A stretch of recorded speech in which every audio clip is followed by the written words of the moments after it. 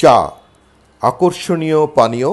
এই আকর্ষণীয় পানীয় উৎপাদনের জন্য এই ধরনের একটি স্বাস্থ্যবান চা বাগান দরকার।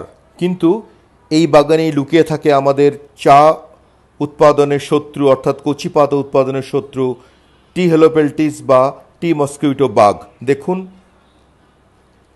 কুড়ির গোড়ায় বা টুইগের গোড়ায় টি মস্কিটো বাগ বা হেলোপেলটিস বাগ বসে আছে এবং তাদের আক্রমণে কচি পাতা কেমন কালো কালো দাগ হয়ে গেছে বা চামড়ার মতো রং হয়ে গেছে এবং ডগাটিও শুকিয়ে গেছে।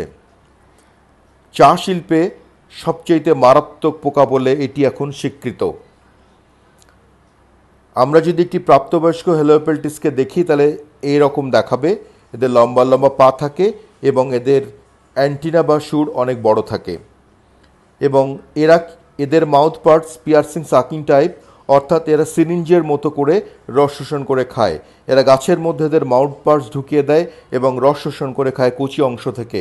ফলে কচি পাতায় এবং কুড়িতে কালো কালো দাগ হয়ে যায় এবং রোদের পরিমাণ যত বাড়তে থাকে পাতার ক্ষতিও তত বাড়তে থাকে এবং এরা সারা রাত আক্রমণ করে খায়, দিনের বেলা পাতার নিচে ঠান্ডা বা অন্ধকারে লুকিয়ে থাকে। এদের আক্রমণে চা গাছের সমস্ত কচি পাতা নষ্ট হয়ে যায় এবং ব্যবহারের অনুপযোগী হয়ে পড়ে, অর্থাৎ চা উৎপন্ন ব্যাহত হয়। দেখুন কি মারাত্মকভাবে ক্ষতি করেছে কচি পাতাকে এবং এই পাতা আর চা উৎপাদনের জন্য ব্যবহার করা যাবে না।